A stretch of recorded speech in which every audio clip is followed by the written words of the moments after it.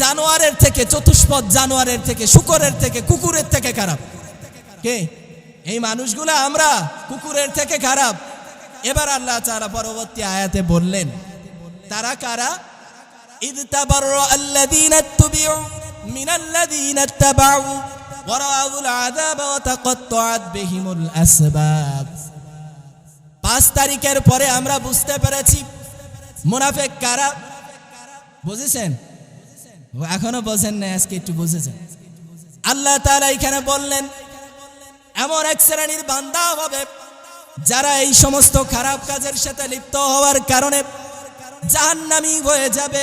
বিল্লাহি মিনাশ শাইতানির রাজীম। বিসমিল্লাহির রাহমানির রাহিম। ওয়ালাকাদ ذرأنا لجهنم كثيرا من الجن والإنس لهم قلوب لا يفقهون بها ولهم أعين لا يبصرون بها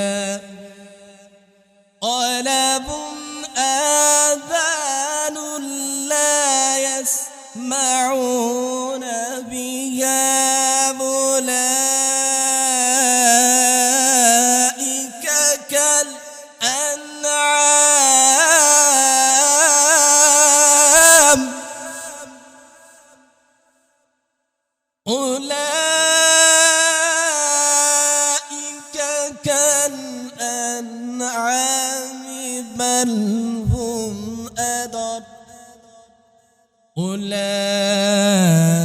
أولئك هم الغافلون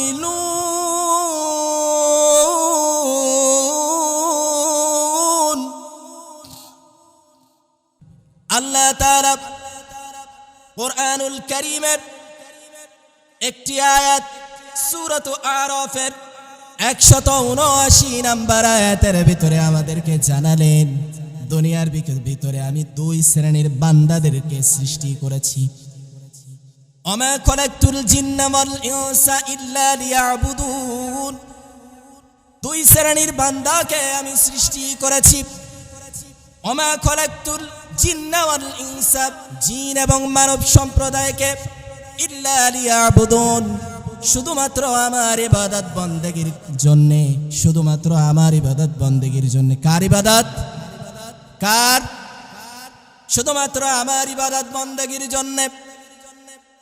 তাদের ভিতরে এক শ্রেণীর বান্দা যাদেরকে ইনসান করেছি, তাদের জন্য আবার সুসংবাদ দিয়ে দিলাম, তাদেরকে বলে দিলাম আশরাফুল মাখলুকাত, সৃষ্টির সেরা জীব। কারা?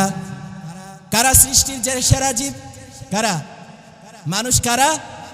এখানে যারা বসে আছি সবাই বোঝা যাবে এই আয়াত থেকে যে আসলে আমরা সেই সৃষ্টির সেরা জীব কিনা।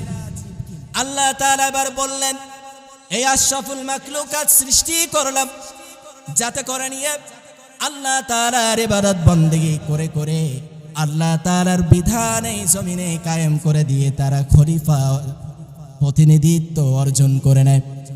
আল্লাহ তাআলা আয়াত নাজিল করে আমাদের জানালেন আমি প্রতিনিধি হিসেবে পাঠালাম, তাদেরকে ইবাদত বন্দেগীর ব্যবস্থা করলাম। তারা শুধু আমার ইবাদত বন্দেগী করবে, অন্য যত মাখলুকাত আছে সব মাখলুকাত তাদের ইবাদত বন্দেগী করবে বা তাদের আনুগত্য স্বীকার করবে। করে না? কুকুর আমাদের আনুগত্য স্বীকার করে না? করে। গরু আমাদের আনুগত্য স্বীকার করে? করে। অন্য যত জীব আমরা যদি খাবার দেই, বিড়াল, অন্যান্য যত পশু পাখি আছে তাদেরকে আমরা খাবার দিলে আমাদের কাছে ডাক দিলে আসে না? গরুকে ডাক দিলে আসে না? মুরগিকে যদি ডাক দিয়ে আসে না? আসে তো। তাদের কি আকল আছে? কিন্তু তাদের স্বীকৃতি আছে, তারা শুকরিয়া আদায় করে যে এই ব্যক্তি আমার মালিক, সুতরাং সে আমাকে ডাকলে তার কাছে আমি যাব, তার ডাকে আমি সাড়া দেব। করে না? কুকুরকে ডাকলে সাধারণ একটু খাবার দিয়েছেন, সারা রাত জেগে ইবাদত মানে আপনার আনুগত্য করে না? সারা রাত জেগে কোনো চোর আসে কিনা সে দেখে না? বিড়াল সারা রাত জেগে অন্যান্য যে ঘরের ভিতরে পোকামাকড় থাকে সেইগুলো খায় না? কার আনুগত্য করে? মানুষে। আর এই মানুষদেরকে আল্লাহ তাআলা বললেন যে আমি তোমাদেরকে শুধুমাত্র মানুষ এবং জিনদেরকে আল্লাহ তাআলার ইবাদত বন্দেগীর জন্য, আমার ইবাদত বন্দেগীর জন্যই সৃষ্টি করেছি। সুবহানাল্লাহ। আপনাদের কি গলায় আওয়াজ আছে? কথা না বললে আমি ছেড়ে দেব কিন্তু। আপনাদের থেকে তো আমার আওয়াজ বেশি হচ্ছে। কাদেরকে আল্লাহ তাআলার ইবাদত বন্দেগী করার জন্য সৃষ্টি করা হয়েছে? মানুষ এবং জিন। কিন্তু আল্লাহ তাআলা এই আয়াতের ভিতরে বললেন এক শ্রেণী, এই দুই শ্রেণীর বান্দাকে আমি আমার ইবাদতে বন্দেগীর জন্যই সৃষ্টি করলাম, কিন্তু তারা নিকৃষ্ট জানোয়ারের থেকে অধম।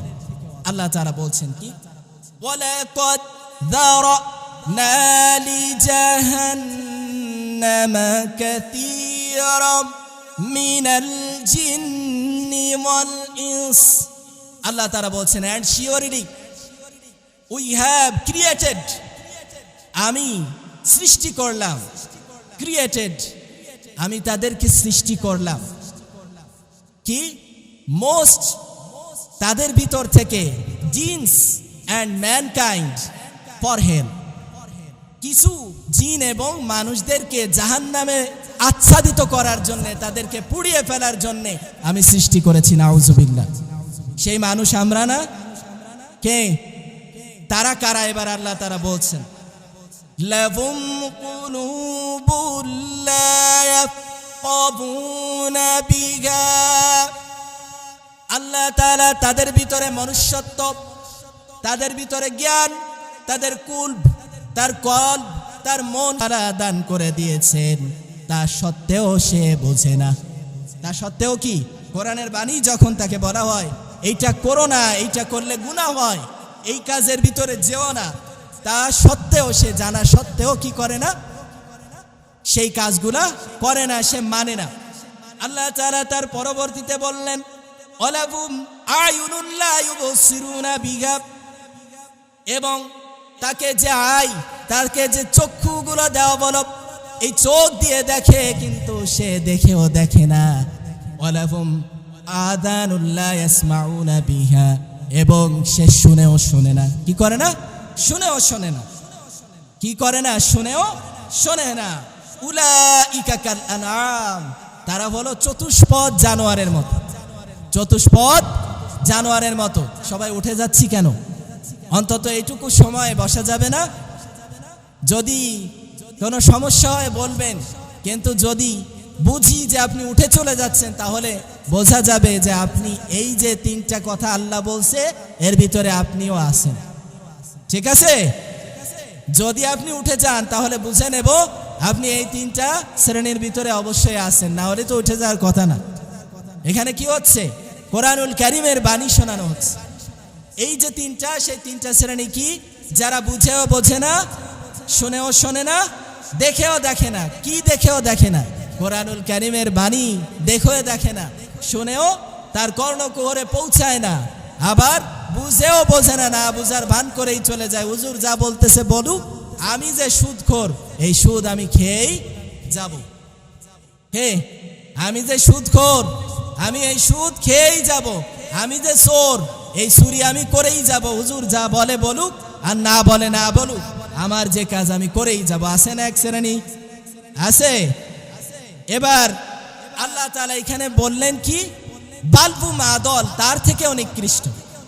এবার যদি আমরা মিলাই আমাদের জীবনের দিকে, একটা কুকুরকে যখন আমি খেতে দেই, খেতে দেওয়ার পরবর্তীতে সে অল্প কিছু ভক্ষণ করার পরবর্তীতে সারা রাত জেগে আমার বাড়ি পাহারা দেয়, দেয় না? সারা রাত জেগে আমার বাড়ি পাহারা দেয়। কিন্তু এই যে মানুষ, এই মানুষের যিনি সৃষ্টিকর্তা, মানুষ না চাইতেই সব কিছু যাকে যিনি দিয়ে দিয়েছেন সেই আল্লাহ তাআলা যখন তাকে ইবাদত বন্দেগী করার কথা বলল সে কিন্তু করে না।